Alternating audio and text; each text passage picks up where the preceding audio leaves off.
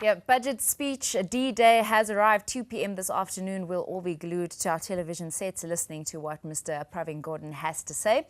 It has gone 19 minutes past 7. Other sport and entertainment have unveiled a study that ranks sporting nations in a unique way.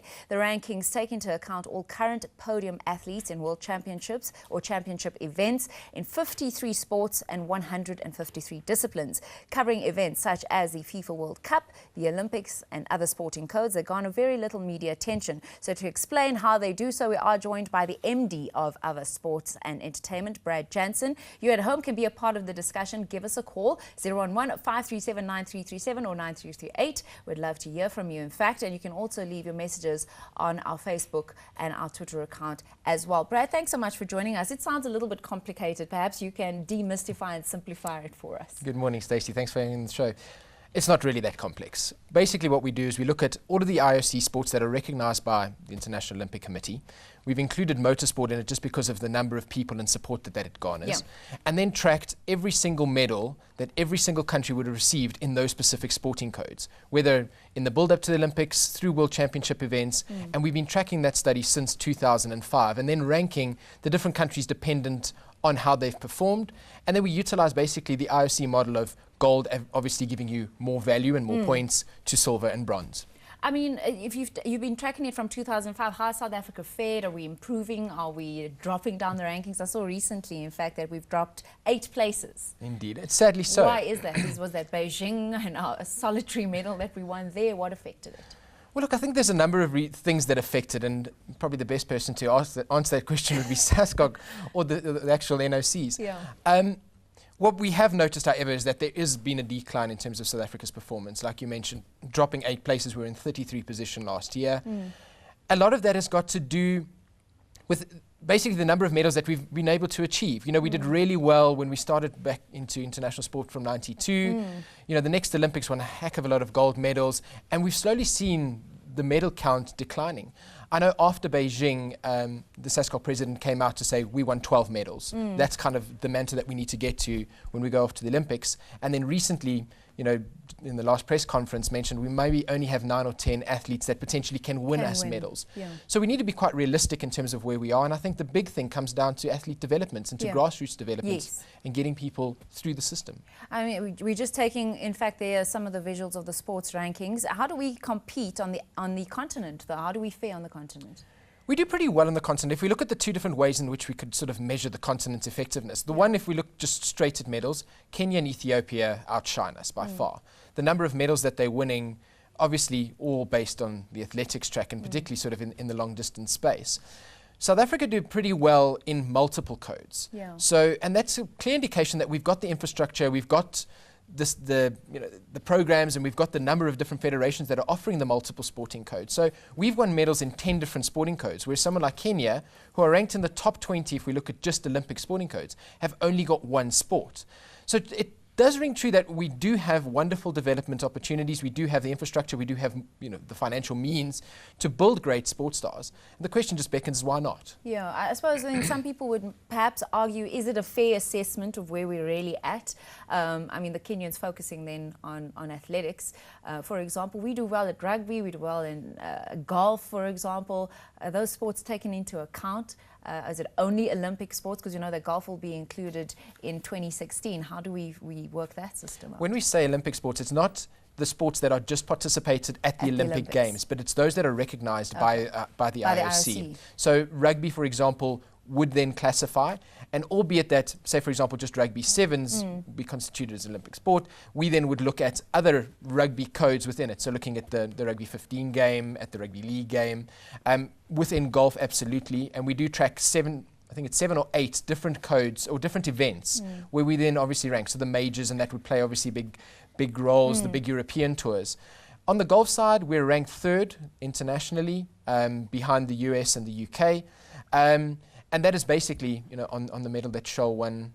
We call the medal, but obviously. And Louis Oosthuizen as well, I'm sure. Well, Louis was the year before obviously, with the British Open. So we have that one sort of solitary gold. In the rugby space, our silver in the sevens was basically our only medal. So albeit that, in the IRB, we're ranked really highly in terms of performance because Yeah. it ranks a number of different games and a number of different competitions. We just really look at the World Championship-based events. And obviously our performance in the World Cup this year in rugby, put us in the level of kind of fourth place. I suppose, in fact, here's a look at the countries ranked 1 to 8.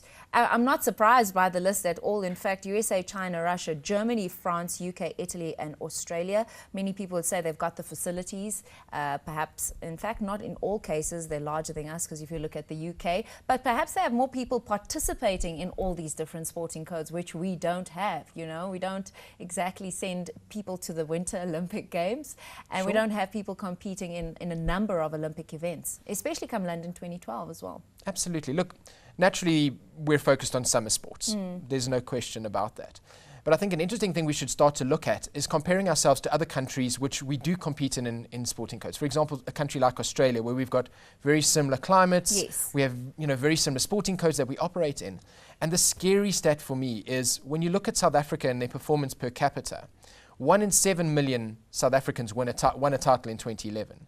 Compare that to Australia, 1 in 347,000. It's a huge difference. And that just shows you the culture of sport development and what sport means to the nation, and how much emphasis they put on the academies, the development programs, and making world championship athletes. We don't want to harp on the fact that I suppose we're only, 17, 18 years into our democracy. So we sort of, in that respect, we're not on the same footing. But there are other nations, for example, like Brazil. What are they doing better than what we're doing at this point in time? The interesting thing with Brazil, and we've seen the same sort of trend with the UK, and even going forward when we looked at Beijing, is the number of countries that performed really well when they were given the opportunity to host the event. We saw that even with Bafana, albeit obviously getting knocked out in the group stages of the World Cup 2010, but our performance was world class. Beating France, the unbelievable first game against Mexico. We kind of, as a nation, because the whole country gets behind it, you lift yourself. And I think it's happened very true now with the UK. UK have moved up a spot in a very tightly contested, I think they're up to 7th at the moment. And that's a lot based on that kind of impetus and that the whole country getting behind it, from government right the way down to the athletes to the supporters, is we really want to do well. And I think that's where Brazil have done incredibly well now. They have that Olympic spirit, and I think in South Africa it's the one thing we potentially do lack. There was a suggestion to host the IAAF Diamond League event. On the one hand, people are arguing that we could use that money to develop our athletes. On the other hand, people are saying, well, it's important to bring those type of events to South Africa. There's the inspirational and aspirational element to it. What would your thoughts be around that, especially in terms of our rankings? Well, from a sport development point of view, you need to be kind of seen. You need to be put onto that world map. So the hosting of big events has obviously got huge amounts of benefits, not just to the country as a whole from a tourist point of view, from an infrastructure point of view and a development point of view, but right the way down to the athletes. Because when performing at home, you tend to lift that game. And we've seen that in a number of sporting codes, South African World Cup, rugby, in 95. And I think it's just when the whole nation gets behind you and the government gets behind you, and there's all of that support, and there's this focus, this intense focus on the growth of that particular property or sporting code, we tend to excel. So I certainly support the fact of hosting big major events in the country, because it puts all the eyes of the world on us. We become more focused and look to grow and perform. What's interesting for me is that if you take cricket, for example, our World Cup record has not been fantastic, yet our rankings, we in the top rankings. It doesn't help us then to not sort of convert our world positional ranking into some sort of a medal or trophy or winning some sort of a competition. Is that what's been suppose working against us as a nation? What do they call it? BMT, I suppose. Yeah. We're doing the performance, we're doing the great leg work. We have arguably the best team in the world with the best players in the world if you look at the overall ranking in terms of batsmen and bowlers.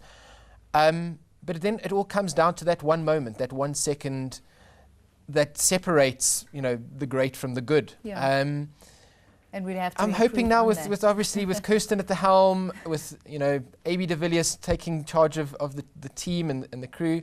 Some new blood and some new development we saw in the T20, some unbelievable and hopefully performances. that will be able to help that us might as just well. do it. Brad, unfortunately, we've run out of time. Thank you so much for joining us and sharing your ranking system with us. That was Managing Director of Other Sport and Entertainment, Brad Jansen, chatting to us about the latest edition, in fact, of the worldwide Great Nations of Sport ranking. We'll see you in a short while.